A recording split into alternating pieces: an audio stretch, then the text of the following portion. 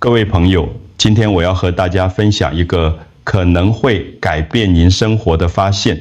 您是否曾经在走路时，感觉身体不由自主地左右摇晃，像是走在钢索上一样不稳？那种感觉让您越来越不敢出门，担心在外面失去平衡。也许您以为这是脚踝无力，或者只是年纪大了的正常现象。但我要告诉您一个真相，问题的根源其实是您大腿内侧一条沉睡的肌肉。这条肌肉叫做内收肌群，它是您身体的秘密稳定系统。当它睡着了，您的每一步都像在摇晃的船上行走。但好消息是，只需要3分钟，我们就能把它唤醒。如果您现在关掉影片，您会错过一个能让您重新找回平衡感的关键方法。我是陈建宏医师，从事复健科临床工作已经超过30年。在这些年里，我见过太多病人因为走路不稳而失去自信，不敢参加聚会，不敢独自外出。他们以为这是老化的宿命，但其实只是一个可以逆转的讯号。朋友们，稳定不是靠运气，而是靠正确的方法。如果您愿意和我一起找回走路的信心，请现在就订阅我们的频道，并开启小铃铛。同时，如果觉得内容有帮助，请在留言区输入数字1，如果没有，就输入数字0。您的回馈会帮助我做更多分享。我承诺，在影片的最后会送上一个简单的小秘诀，教您如何把这3分钟的练习变成每天的习惯。现在让我带您一步步揭开这个秘密。在开始解释真相之前，我想先澄清3个最常见的误解。第一个神话，摇晃是因为脚踝无力或平衡感差。很多人以为走路不稳是因为脚踝没力气，于是拼命练习单脚站立。但他们忽略了一个关键，脚踝只是地基，真正的问题出在上层。如果您的骨盆本身就不稳定，就算脚踝再强壮，也无法阻止身体左右摇晃。第二个神话，髋关节外侧肌肉才是关键。很多运动课程会教您做侧抬腿来锻炼臀部外侧的臀中肌。这个动作确实重要，但它只解决了一半的问题。想象一艘船要保持平衡，需要左右两侧的绳索同时拉紧。如果只有一侧的绳索在用力，船还是会摇晃。您的骨盆也是一样，外侧肌肉是一条绳索，但内侧的内收肌群是另一条同样重要的绳索，却几乎被所有人忽略了。第3个神话，年纪大了，摇晃是正常的。我听过无数次这样的话，医师，我都70岁了，走路不稳，不是很正常吗？朋友们，老化确实会影响肌肉力量，但这不代表我们只能认命。医学研究已经证实，无论几岁，只要重新建立肌肉与大脑的连结，平衡感都可以找回来。这3个神话听起来很合理，却缺乏科学依据。熟悉不等于正确，摇晃感不是老化的宿命，而是一个可以逆转的讯号。接下来，让我们从医学角度看看为什么这条隐藏稳定肌如此重要。要真正理解走路摇晃的原因，请您用一个简单的比喻来想象，把您的骨盆想象成一艘船的桅杆，而您的身体就是这艘船。在波涛汹涌的海上，桅杆要保持直立，需要两侧的绳索同时拉紧。您髋关节外侧的肌肉，也就是臀中肌，是一侧的绳索，但另一侧的绳索，也就是您大腿内侧的内收肌群，却常常被遗忘。这些内收肌的整个工作，就是提供一个持续的稳定张力，向内拉住骨盆，防止它在每一步行走时左右摇摆。它们是您身体的防摇系统。但问题来了，为什么这些至关重要的绳索会变得松弛？答案有2个。第一个原因是我们的生活方式。现代人的生活几乎都是直线进行的。我们向前走路，从椅子上站起来，爬楼梯，这些都是前后移动。我们很少做左右横向的动作，而这些横向动作才是保持内收肌群强壮的关键。大脑是非常有效率的器官，如果您不使用某条肌肉，它就会停止向那条肌肉发送强烈的讯号。第二个原因是我们的久坐文化，当您坐住的时候，您的内收肌群完全被关闭，每天数小时，持续数十年，他们被告知我们不需要你，于是他们逐渐忘记了自己的角色。所以当您站起来走路时，每当您抬起一只脚就没，有内侧的绳索来固定您的髋部，髋部向一侧掉落位了，防止跌倒。您的上半身必须猛烈地向另一侧倾斜。但好消息是，绳索没有断裂，它们只是松弛了，肌肉没有消失，它只是睡着了。今天我们要做的就是唤醒它。朋友们，也许您曾经尝试过很多运动，想要改善走路不稳的问题，但效果总是不如预期。这不是您的错，而是因为大多数训练方法忽略了最关键的一环。第一个常见错误，只练髋外侧肌肉。很多人会做侧抬腿来锻炼臀部外侧的臀中肌，这个动作确实重要。但如果您的内侧稳定肌不工作，外侧再强也只是单边用力，就像一辆车只有一侧的轮胎有气，另一侧没气，这辆车还是开不稳。第二个常见错误，动作幅度太大太快。许多训练课程强调抬高或用力，一味动作越大效果越好。但对于一条已经沉睡的肌肉来说，这样的训练反而会让其他肌肉代偿，真正需要唤醒的肌肉依然没有被启动。沉睡的肌肉需要的是精准的小动作，来重新建立神经连结。第三个常见错误，忽略心智肌肉连结，这是最容易被忽视，却也是最重要的一点。如果您的注意力不在肌肉上，大脑无法重新学习如何控制它，这就像打电话但线路不通，再大声喊也没用。真正有效的训练是先让大脑看见这条肌肉，再慢慢学习如何启动它。我在临床上见过太多病人，他们做了好几个月的运动，走路还是摇晃。当我检查时发现，他们的动作都是对的，但注意力根本不在正确的肌肉上。您是否也曾经做过很多运动，但摇晃感依然存在？请在留言区分享您的经验。真正有效的方法是唤醒、强化、整合3步骤。接下来让我分享一个真实案例。在我的行医过程中，经常会和同业交流，在复健科领域有一个共识越来越清楚：骨盆稳定性不足是造成老年人步态不稳的主要原因之一。台大医院物理治疗部主任林正雄医师曾经指出，在我们接触的超过60岁患者中，约有70%存在骨盆稳定性不足的问题，而其中绝大多数是因胃内收肌群功能退化。这个观察和我的临床经验完全吻合。在我30多年的复健科工作里，见过太多病人因为走路摇晃而失去自信，他们不敢出门，不敢走远，因为害怕在外面跌倒丢脸。这些病人来到诊间时，往往已经看过骨科、神经科，做了各种检查，结果都是没有大问题，只是老化。但当我请他们做一个简单测试，用大腿内侧夹住一个枕头，结果往往是他们完全夹不紧，这就证明了内收肌群已经失去功能。这不是老化，而是一个可以被修复的问题。更令人振奋的是，国际期刊《老年医学杂志》曾经发表过一项研究，针对65岁以上有步态不稳问题的受试者进行为期3周的内收肌群训练。结果显示，受试者的步态稳定度平均提升了40%，跌倒风险下降了35%。这证明了平衡感不是靠运气，而是靠正确的训练。朋友们，当专家的观察和科学研究都指向同一个方向时，我们真的不能再掉以轻心。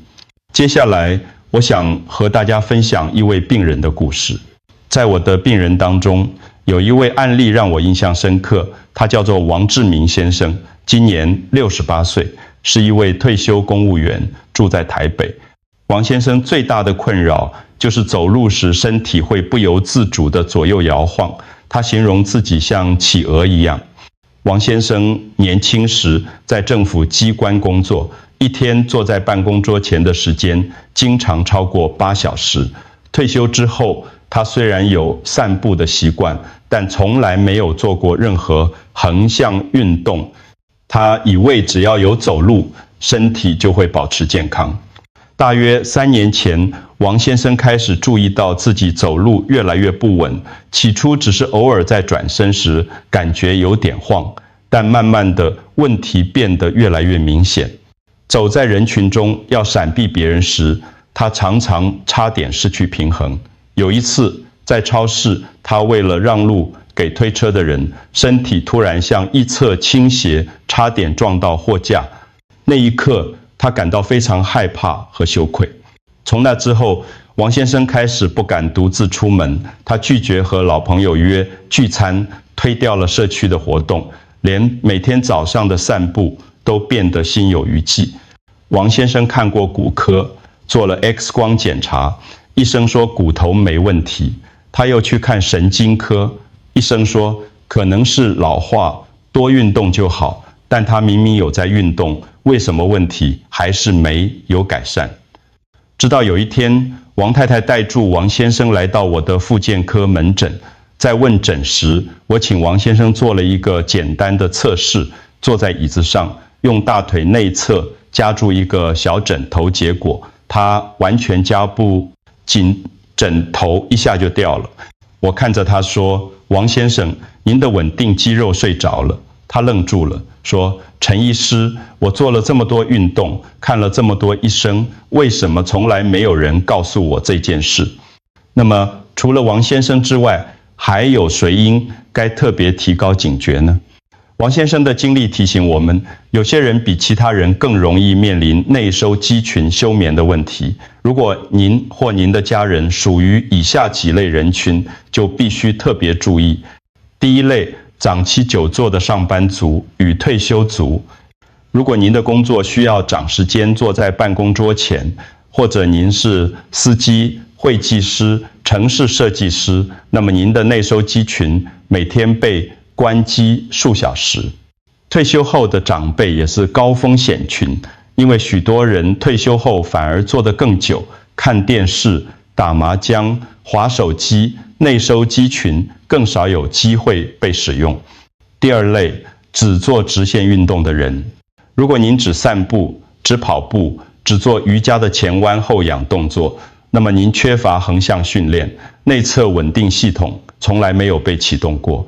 就像一辆车从来没有练习过左右转弯，当然容易失控。第三类，曾经髋部或膝盖受伤的人。受伤后，身体为了避免疼痛，会自动找其他肌肉来代偿。即使伤好了，这个代偿模式已经变成习惯，肌肉不会自动恢复功能。第四类，60岁以上的长者。随着年龄增长，神经传导速度会变慢，肌肉更容易失忆，加上久坐缺乏横向运动，风险会加倍放大。朋友们，如果您属于以上任何一类，请不用恐慌，但一定要开始重视。好消息是，无论您几岁，无论问题存在多久，都可以重新唤醒这条肌肉。神经的可塑性是终生存在的，只要方法对，改变就会发生。那么这个问题在台湾有多普遍呢？让我们看看更大的图景。如果说个人的步态不稳会影响生活品质，那么当整个社会都面临这个问题时，它就会演变成一场公共健康危机。根据卫生福利部的统计数据，台湾65岁以上的长者每年因为跌倒而就医的人数超过20万人次，其中有相当比例的跌倒事件与步态不稳、身体摇晃直接相关。更令人担忧的是，跌倒往往会带来骨折、长期卧床，甚至死亡的严重后果。为什么台湾的情况如此严重？这和我们的生活文化密切相关。台湾的上班族平均每天做8到10小时，退休后呢，许多长辈做得更久，看电视、打麻将、滑手机，几乎整天都在椅子上。这种久坐文化让内收肌群长期休眠，骨盆稳定系统逐渐崩溃。再来看我们的运动文化，台湾最流行的运动是什么？走路、爬山、慢跑，这些都是很好的有氧运动，但它们都是直线移动，几乎没有横向或侧边的训练。就像一辆车只有前进档，没有左右转向系统，当然容易失控。更值得警惕的是，这样的模式正在传递给下一代。许多年轻上班族已经开始出现骨盆稳定性不足的问题，只是还没有明显症状。等到他们步入中老年，问题会比现在的长辈更严重。朋友们，这些数据告诉我们，走路摇晃不只是个人问题，而是整个社会的健康隐忧，但改变永远不嫌晚。当王志明先生愿意尝试新的训练方法时，他的人生发生了什么样的转变呢？让我们再次回到他的故事。还记得王志明先生吗？在第一次门诊时，我教了他3个简单的动作：枕头夹、侧卧、抬腿、蚌壳式开合。一开始，王先生的大腿内侧完全没有力量，他试住夹枕头，但枕头根本夹不住。他有点沮丧，说：“陈医师，我真的老了，连这么简单的动作都做不到。”我微笑着告诉他：“王先生，不是您老了，而是这条肌肉睡着了。我们要做的就是慢慢把它叫醒，不要急，先感觉肌肉在哪里，再慢慢用力。”第1周，王先生每天早上起床前躺在床上做3分钟的练习。他告诉我：“陈医师，我第一次感觉到大腿内侧有东西在工作，以前我根本不知道那里有肌肉。这就是心智肌肉连结重新建立的证据。”第2周，王先生开始感觉到力量，枕头可以夹住了，侧卧抬腿也能抬得更稳。他的太太发现，他起床时不再需要扶着床头柜，转身时也不会摇晃。3周后回诊时，王先生笑着走进诊间。他说：“陈医师，我走路不摇了。上礼拜我去超市，有人推车过来，我闪开时完全没有失去平衡。我请他再做一次枕头夹的测试，这一次他可以稳稳地夹住枕头，保持30秒都不会掉。”3个月后，王先生开始恢复社交生活，他和老朋友约了爬山、去夜市逛街，甚至报名参加社区的健走活动。他说：“我做了这么多运动都没用，没想到只是每天3分钟的小动作，就改变了我的生活。”朋友们，王先生的故事告诉我们，改变不需要复杂的器材，只需要对的方法和持续的练习。接下来，让我教您这3个动作。朋友们，现在我要教您3个动作，每个动作10到12次，做完1轮只需要3分钟。请您准备一个小枕头或毛巾，找一个安静的空间，我们一起开始。动作1：枕头夹，唤醒内收肌群。请您坐在椅子的前半部，不要靠着椅背，双脚平放在地上。把一个小枕头放在2个膝盖之间，深呼吸，慢慢吐气的同时，用您大腿内侧的肌肉轻轻夹住枕头，不是用力夹，而是用20%的力量，感觉肌肉在工作就好。保持5秒钟，然后慢慢放松。这是1次，请做10到12次。记住，不要憋气，不要耸肩，上半身保持放松。动作2：侧卧、抬腿，强化内收肌群。现在，请您躺在床上或地板上，下方的腿保持伸直，上方的腿弯曲，脚掌踩在前方的地面上做支撑。深呼吸，慢慢吐气的同时，抬起下方的直腿，不需要抬很高，几公分就可以。重点是感觉大腿内侧在用力，在最高点停留1秒，然后慢慢放下。每一侧做8到10次，记住动作要慢、要小、要精准，不要摇晃身体。动作3，蚌壳式开合，整合外侧稳定，继续侧躺。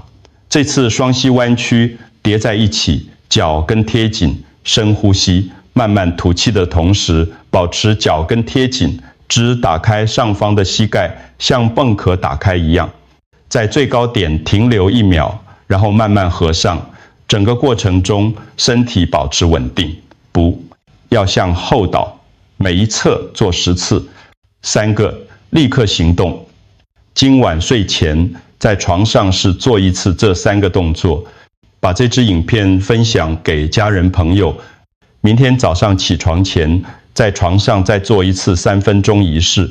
这3个动作不需要任何器材，只需要您的专注和耐心。记住，我们不是在追求大幅度，而是在重新建立大脑与肌肉的连结。接下来，让我总结今天的核心讯息。各位朋友，今天我们一起揭开了一个重要的秘密：走路摇晃不是老化的宿命，而是一条隐藏稳定肌，失去了与大脑的连结。这条肌肉叫做大腿内收肌群，它是您身体的防摇系统，是骨盆稳定的内侧绳索。当这条肌肉沉睡时，您的每一步都像在摇晃的船上行走。但好消息是，绳索没有断，肌肉没有消失，它只是睡着了。